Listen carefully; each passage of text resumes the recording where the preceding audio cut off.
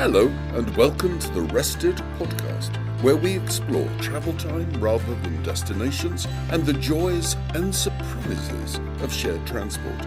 For many, travelling on buses, boats and trains is now a lifestyle choice. My name's Mark Selby. I love the theatre of travel, discovering the stories of journeys and learning how people use their travel time. I've been lucky to meet many listeners since the last episode. Your feedback, insights, and stories continue to surprise and delight. I've been surprised by the number of people who listen while driving a car. When Rested started, I thought most listening would take place on trains and buses. Perhaps that'll change with time. But it did put the brakes on those meditation episodes I was working on. I don't want your attention wandering whilst driving. I drive a car, but I'm not sure who serves whom. I paid for it, tax, insure, refuel, and maintain it. I pay for its parking. Theoretically, it provides me with convenience and independence. But the car doesn't move on its own from where I last parked it. It needs me to fund it and drive it. It's almost as if I serve it. By contrast, I can travel independently and conveniently by other means. There are certainly times when I need to drive that car, when other options don't exist. And what increasingly annoys me is my ridiculous ignorance of the transport options that actually are available. Preparing the Rested podcast is opening my eyes to what I've been missing. I'm discovering a hidden world of places, people, and even adventures that can inspire and surprise.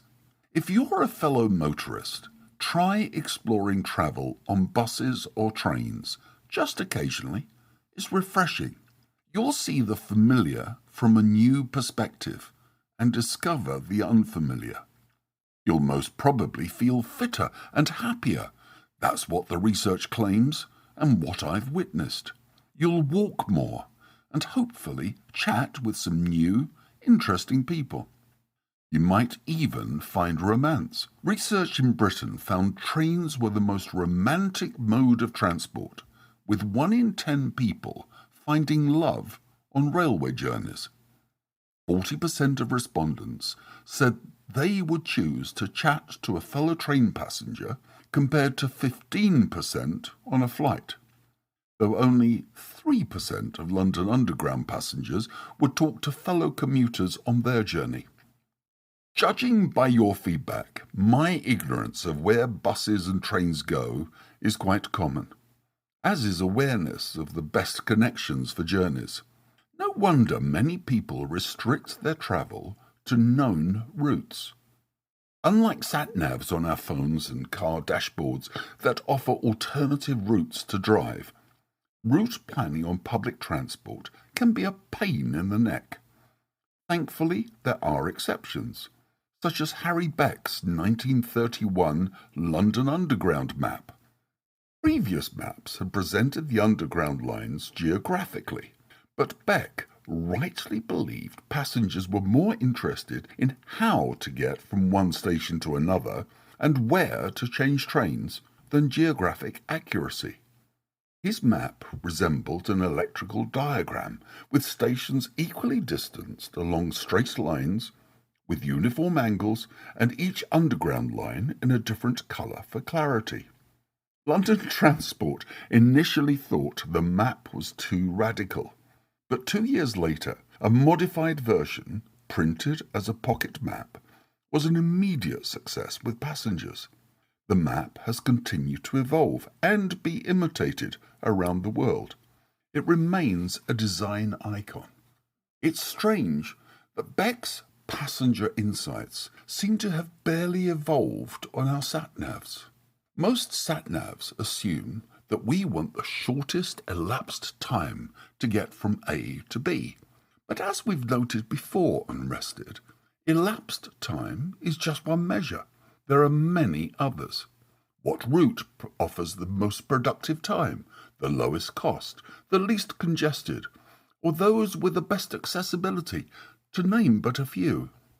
These are important if we want to get the most from our travel time. Discovering the best, most satisfying or productive routes still relies on trial and error or inside knowledge. Only by trying new routes and talking with other passengers am I discovering the hidden world and what I've been missing. It's worth the effort. These journeys can inspire, tackle the isolation of working alone from home, and create unexpected opportunities. Oscar, in Barcelona, shared a story about the value of local passenger knowledge. Recently, there have been protests in many popular tourist destinations over the disruption caused by high numbers of visitors. In Barcelona, tourist demand for short-term lets has reduced accommodation options for residents and caused other local problems. Hospitality workers must live in the city's outskirts, dependent on bus routes to get to and from work. But the high number of tourists, armed with mobile sat-navs and route planning apps, have caused overcrowding on specific bus services, preventing workers getting to and from work, to ironically serve the tourists. The city of Barcelona responded by arranging for the removal of one of these bus routes from Google Maps and Apple Maps. The buses still run, but only locals now know where those buses are going. The invisible buses.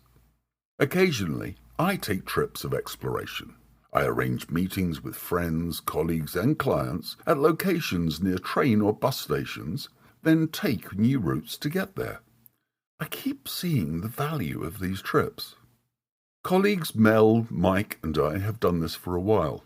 We select a remote location to meet, then each take different routes to get there.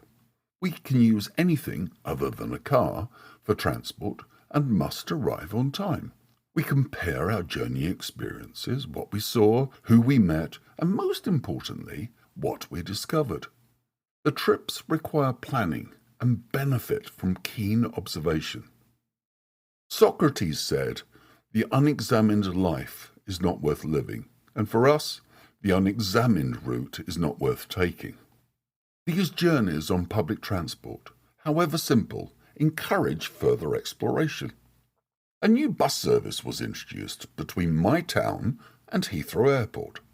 Hardly earth-shattering news, but it warranted a closer look, if only for the economics. The bus fare to the airport is £2, rather than £50 by taxi. Driving by car involves a £5 drop-off fee in addition to the hidden costs of driving. Short-term parking costs £14 an hour. The bus is cost-effective and convenient, running from 3:25 in the morning until 11:40 at night. Our town is lucky to have the service. Sadly, too few residents are aware of it. Now, airport arrival areas are always interesting. Emotional greetings, flustered searches by anxious travellers for tired or bored taxi drivers, a vast range of clothing styles from beachwear to ski gear, all jumbled together. Waiting for a return bus at the airport, I was struck by the range of bus routes from Heathrow to towns and cities across the country. A multimodal transport hub I'd never considered in the past. I met some new arrivals from America. Though tired from their flight, they were abuzz with anticipation and questions. The idea of driving on the left-hand side of the road did not appeal, so their journeys would rely on trains, buses and Ubers. We agreed they'd see much more of Britain that way. People we meet on our travels can become long-term friends or partners. We've seen romance, and indeed marriages start on trains, and sometimes friendship feels destined. Some years ago, Oscar, then a student, had flown from his home in Barcelona to Luton Airport, then took a bus into London. The traffic was terrible, and the journey badly delayed. The delay prompted conversations on the bus. Oscar spoke with a Brit studying in Barcelona who had also just flown in. Once in London, they said their farewells, and in that pre-social media age, shared phone numbers for a possible catch-up back in Barcelona. They went their separate ways. Much later that day, after sightseeing in London, Oscar was standing on an underground platform, waiting for a train to his accommodation. A normal 8-carriage train with 28 sets of doors arrived. When the set of doors in front of Oscar opened, they revealed his fellow bus passenger from Barcelona waiting to exit. A strange coincidence in a city of over 7 million people. They remain the best of friends many years later. Now, earlier I mentioned Socrates, and must recommend an excellent book by Eric Weiner called The Socrates Express. The author takes a series of journeys in search of, as he says, life lessons from dead philosophers.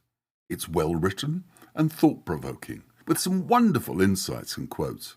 One of my favourites is by the British musician and journalist Miles Kington concerning knowledge and wisdom. He said, "Knowledge is knowing that a tomato is a fruit. Wisdom is not putting it in a fruit salad." We'll discuss food more next time. Until then, please keep sending your stories and feedback to restidpodcast@gmail.com. And until next time, enjoy your travels. Thank you for listening to the Rested Podcast. Please subscribe on your preferred podcast service and share with a friend. I look forward to hearing from you and sharing your travel stories. Please email restidpodcast@gmail.com. Thanks to everyone that has contributed to Rested so far. Enjoy your travel time.